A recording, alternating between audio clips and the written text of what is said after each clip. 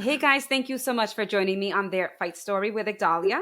We have Andrew Valdina, who is currently 2-0, and he is a professional MMA fighter. Andrew, Iggy, how are you doing today? I'm doing good, Iggy. How you doing? I'm doing great, thank you. How do you feel these last fights that you've had are preparing you for the next level? I feel like before I answer like the past two pro fights, I need to go back just a little bit to Hmm. my late like amateur fights I had, where amateur level I was testing myself left and right. That I try to get the toughest people that fly in from out of state, all the way from Alabama, just someone that I needed to challenge myself and just face the toughest people I could at the amateur level at 135. And I did. Won some of them, lost some of them, and I learned a lot. Those got me so ready for the pro ranks, and honestly for whatever is past coming up here. But now after the amateur level stops, everyone has their own different routes that they like to take in order to get to whatever the big promotion is they want to get to, if that's their goal. And the route I'm taking is I'm fighting guys that step up to the plate anywhere, anytime, as I did in the amateur level as well. But obviously, I'm not, trying to crap on these guys, but their records aren't really there where, say, UFC is the goal or something. Dana's not going to look at, me right now, seeing the guys I fought and their records, be like, oh, he's definitely ready. I want to sign him. I understand that, but these fights are so important right now for me. Just ring time, and I'm doing them in fast rotations as well. It's not like I'm taking one of these fights and I'm waiting a year or waiting a half Hmm. year. I'm going back to back every other month. I'm fighting right now, fighting these guys that are just dogs ready to get in there. And I think regardless of their records, they are all people that are fighting tough people. They're coming up against me, So I think these fights that I'm taking at the pro ranks, regardless of records, is crucial, honestly, to get that mat time and just be more comfortable in there for the next incrementally better opponent that I have. I don't know if that answered it well, but I mean, No, it's a great answer, and it's important that you did mention, towards the end of your amateur career, how you were fighting, the top. Because when people are starting and they're doing their amateur career, everybody has a different mindset. Everybody has a different goal, and sometimes some fighters, let's be honest, some fighters are more concerned of having a, undefeated record, that they don't challenge themselves to the extreme because they want to have that undefeated record. yep, And then what happens is when they go from amateur with an undefeated record and then they go into their pro career, they haven't really been challenged enough. And then they kind of get shocked when they get in there and then it doesn't go the way they planned. And yep, now you are fighting these, individuals, and like you mentioned, their record may not be all that great, but they have been fighting tough fighters. And that's something also that people need to look at when they look at, the card, and they say, okay, this guy is being matched up to this. Okay, their record's not that great, but who have these fighters been fighting? And then they look at, how long were they fighting for? It's like, did they finish in the first round, or did they go all 5 rounds, or did they go all 3 rounds? You know what I mean? So that there's so many different things that people have to look at when it comes to that, like who the matchup is and stuff like that, which is, it's so important. yep. And another thing that I wanted to ask you is, how confident are you with your skills at the moment? Oh, I'm extremely confident. I wouldn't be getting in a fist fight at any point in my career if I wasn't confident enough that I know whatever fight I'm getting into, I'm gonna win. So I will never ever accept a fight that I don't think I'm not gonna win. I'm extremely confident. Okay, so with that you won't take a fight that you aren't sure that you're going to win, confident. What if it's a matchup that it's really going to test every single thing? Like you're the contender and you're going up against number 1. I mean, obviously there's that, like, you have 99% chance that you're going to win, but there's that 1% because you're fighting the top dog. Yeah, I mean, you can look at like say like the most extreme example, like I'm in the local scene right now, and somewhere in a bigger promotion, UFC, PFL one or something, and they offer me some last minute freaking contract to get in there and fight somebody, that one of their guys, their guys they're trying to promote, Mhm. and they need someone last second. If my manager, coach Joe Lozon, if he says it's okay, I immediately flip my mindset and I'm like, okay, I'm getting called in to quote unquote lose in these people's eyes. No, I'm Mhm. going and I'm going to win. Like I have a good ability to flip my mentality at any point where I need to get in there and fight somebody, where I'm not going in there to be a pushover. I'm not going in there to lose. I'm going there to compete. I'm going in there to win. So uh, regardless of who I get matched up with, that's my mentality going in every single Mhm. time. I'm going to, try to smash this guy and win. Yeah. And I'm not saying it like, that you're not going to take the toughest person or anything like that. I want people to be aware, that there are different types of fighters, and I maybe hear, this might come off wrong, or, it is what it is. But yeah, let's be real. There are a lot of fighters out here that are padding their records, right? yeah, And they're doing it because they want to have an undefeated record, but they're not preparing themselves. So if you are going, up against the number one striker and you win, great, because you're sharpening your stuff as well, because you are taking from that particular fighter.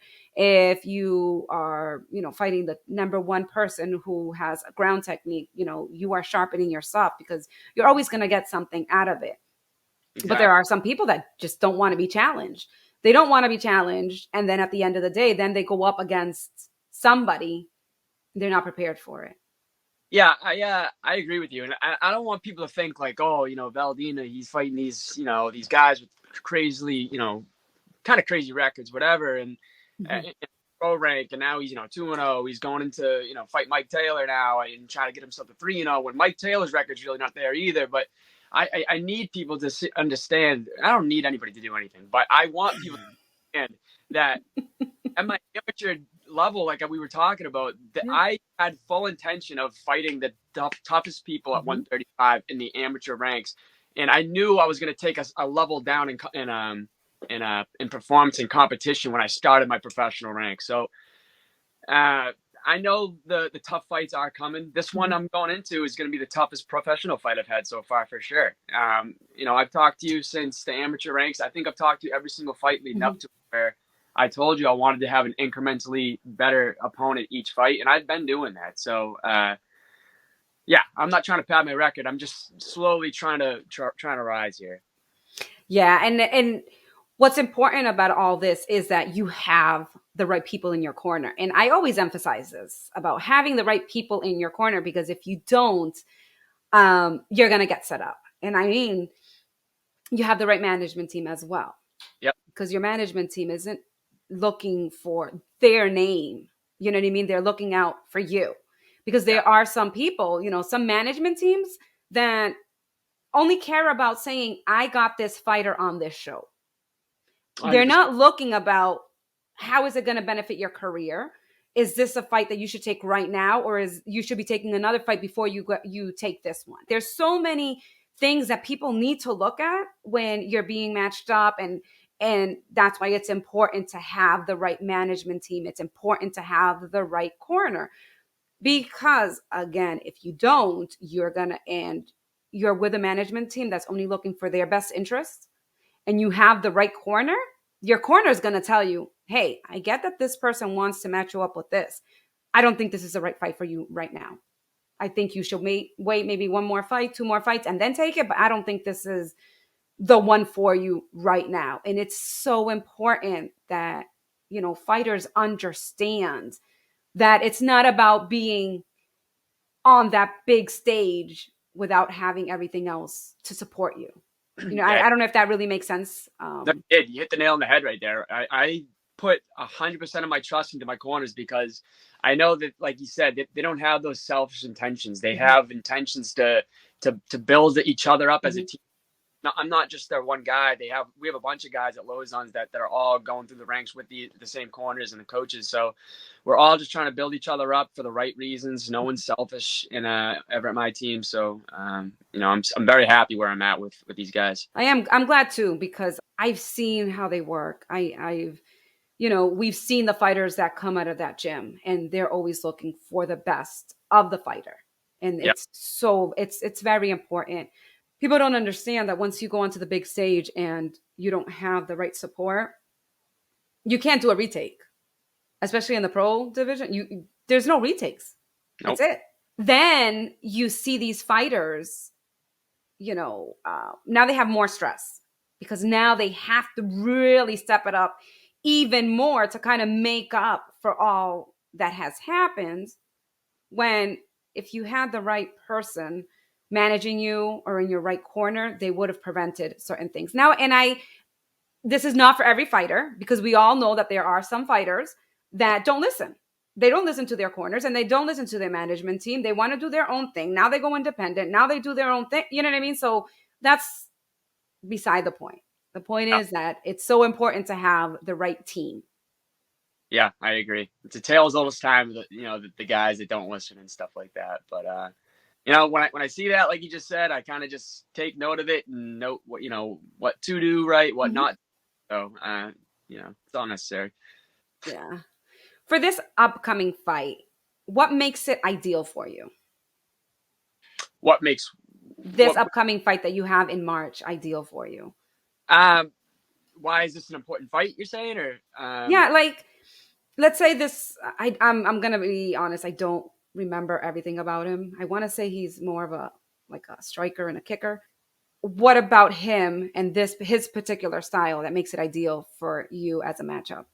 Personally, not necessarily everything else that people are looking at. No, I actually like that question now that I understand it better. Like he is like you said, a long, lanky southpaw. He's a striker. He actually, he's dabbles at the grappling department too in his fights. He had a fight with Jeff Joy, who's he's a pretty good fighter in the region, and I actually think he beat Jeff Joy in the first round of their fight with the grappling. He was counter grappling him really well. But other than that, he is a long, lanky southpaw, and the reason this fight means a lot to me in particular is because I get to redeem myself for that stylistic matchup of me fighting a long, lanky southpaw.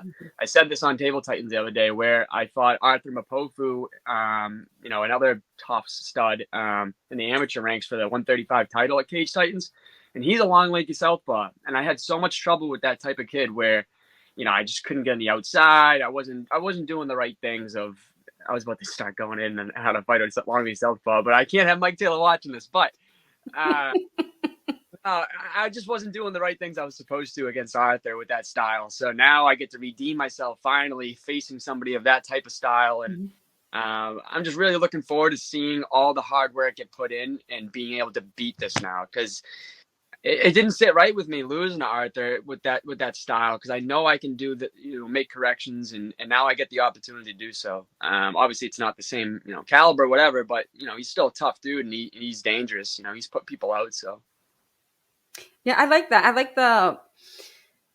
like your thinking, your mindset, how you want to basically test. You know what I mean? Everything that you've been training and your previous experiences, and like I said, putting it to the test to see where it is that you're at. Is there anything about this particular fight that makes you question anything? Like, makes me nervous. yeah. You can say it. Go ahead. Trying to be nice. You'll get some fighters on here that are just like, oh, I don't get nervous at all. You know what I mean? But no, I get nervous every single fight I have. I don't care, who you ask. I'm sure everybody does, unless they got a bunch of screws loose somewhere. But I'm nervous going into every single fight, and this one's no exception. It's the good type of nerves though. It's not like I'm scared. It's not like I'm shying away from anything. It's the nerves that get me excited, get me up in the morning, ready to friggin' train hard so I can kill this kid. But when I can say that he does well, he has he's really long. He's so long with those arms and those kicks. So those are definitely some weapons I got to watch out for. But we're working defensively on that and counter offense too and for it. And the fact that he shows up every single time, he really steps up to the plate no matter who's in front of him. He's fought like these up and comer prospects with no hesitation. He Paul Bear told the promoter Mike. He told me that he asked Mike Taylor if he wants to fight, and he said sure without even knowing the name. So he's that type of kid, and I love fighting those dogs like that. So I'm more excited, but definitely a little nervous, obviously. Awesome. Is there anything that you would like to share with us Um, other than your favorite Dunkin' Donuts drink? uh, but no, sharing with you. Just something about Valdina. So anybody that been to a Cage Titans event, you just got me going. Here we go. Anybody that hasn't been to a Cage Titans, I highly suggest you go because they do the best promotion in the region, in my opinion, and many people's opinions as well. They treat them all of us fighters like we're the top UFC fighters in the world. Completely professional. They take care of us, but more importantly, when you go to the night show March 18th, I will be fighting. And when I say it's Gladiator season, it's not just some little gimmick, some little joke. It's insane, man. Like I feel like when I fight, people starting to get more eyes on me and stuff, and the place just erupts. Like it's an event like no other. Regardless if I'm fighting or not, it's an event like no other at Cage Titans.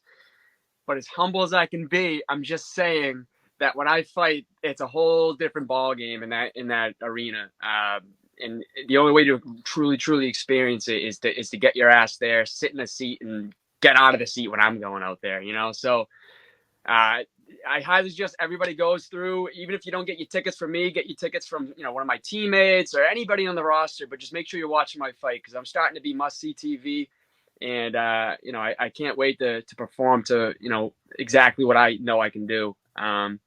Aside from that, I'm also doing private lessons these days. So if anybody wants to, sharpen up their self-defense, their, physical shape, or just get their striking, grappling, wrestling, the whole kit and caboodle better, reach out through any of my social media. It's my full name, Andrew Valdina, and we'll work together. They're pretty affordable too, so reach out. Awesome. Any sponsors? So for the sponsors, these are older shirts. I had these for the debut, but I have new shirts coming out, but a lot of these sponsors are on the back of the shirt, so I'll just read them off here.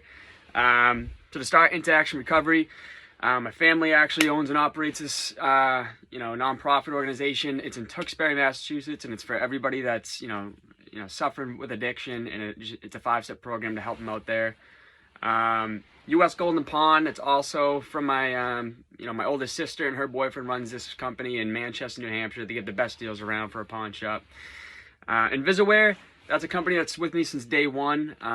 They have basically like a piece of jewelry like this, and if you are not able to, reach your phone or any type of communication, and you're in trouble, a bad area, you're in an accident, whatever, and you need emergency service to come right away, you just press a button and they will. It's actually a really good gift to get your loved ones too.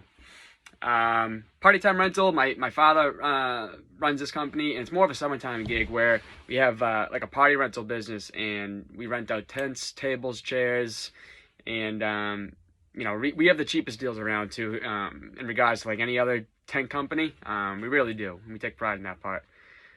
Pete the Job Guy, his company's actually Ascendo, but Pete the Job Guy is what he goes by. Wicked hard worker is his slogan, and he's down in Jacksonville, Florida. He basically networks with people, tries to get their name out there and learn about them, and he's just been doing really great things down there for them. McNeil Landscaping, this is a really good friend of mine. I've wrestled with him in high school all the way back then, and he's a super hard worker. He basically does all the plowing and the landscaping for everybody in, Drake basically at this point, and, Northern Mass for that matter. Kayla Frazier, graphic design. She does all the logos for all my fight shirts. They come out mint every single time. This is the one for the debut, like I showed you. This is actually an older one than that. And the new ones are the best ones in my opinion so far. They're Fighting Irish green. They got the Fighting Irish guy with a Gladiator helmet on them. It's so sick. My mother came out with the idea. So definitely reach out for those shirts. But then also Kayla Frazier, graphic design. Reach out to her for any fighters in the area that want logos for their shirts as well. Matty C Sports for you and me. He's another podcaster in the region. He covers a lot of the MMA scene. He's been dabbling with the boxing scene now. But I'm so appreciative of him for reaching out, wanting to sponsor me for this one. Helps out a lot, and I can't thank him enough. Word of Honey, that is a new sponsor. I have a few of these new ones I actually don't know too much about because they're so new in the past few weeks. I guess that falls on me a little bit, but they haven't given me much info either. So, Word of Honey, I do know about this one. This is a friend of mine. I've known him for a couple of years at this point, and his company's Word of Honey, where they send out one text a day, and it's a Bible verse or something to really think about, in terms of a Bible verse, and then a paragraph after to make you think about what it means and stuff like that. I just think it's a really good message, and I was so happy to throw him on the shirts to spread the name out for that, because it's just a good thing he's trying to do. Present Arms, that is a brand new sponsor in Massachusetts, and they make custom gun stocks, which is pretty cool. Another one is Jennifer's Jewelers. That's in Billerica, Massachusetts. It's a jewelry shop. She's a super sweet woman. Tell her Andrew Valdina sent you, and I'm sure she might give you a little deal or something like that. Who knows? Don't hold me to it, though. And then, who else we got? We got Face Off Fight Co. They would have killed me if I forgot about this one, but they're one of my main sponsors at this point. They help me out so much through fight camps for the past 3 now, I think. And basically, they're a grappling apparel company where they have custom grappling shorts, custom rash guards. They have hats they came out with. They just came out with crew necks. The new drop for rash guards and shorts they came out with is unreal. They're actually pretty sick. It's white with graffiti type Face Off Fight Co on the front, one on the back too. Different colors for the graffiti, and the shorts are usually they were just regular grappling shorts, but now we got Valetudos, which is right up my style, and it's white with the graffiti too, which is really cool. Get Right Nutrition, that's another company where that's my post-workout spot. I'll always go there, right after my strength and conditioning up in Chelmsford. They're in Drake-it, so it's a short ride over there, 20 minutes or so, and I get my protein shakes. They have little protein balls, too, that are friggin' unbelievable, wicked addicting. And that's it. Thank you for giving me the platform to say that. I appreciate it. And definitely, for all these companies, too, you click any link in my social media, go to the link tree, and you'll see all of these companies' names. You can go right to their website and, contact them, too. Thank you so much. I really appreciate your time. I know you just finished a workout and you're trying to relax with your coffee, but I do appreciate your time. Always fun talking to you, Iggy. Thank you. Thank you.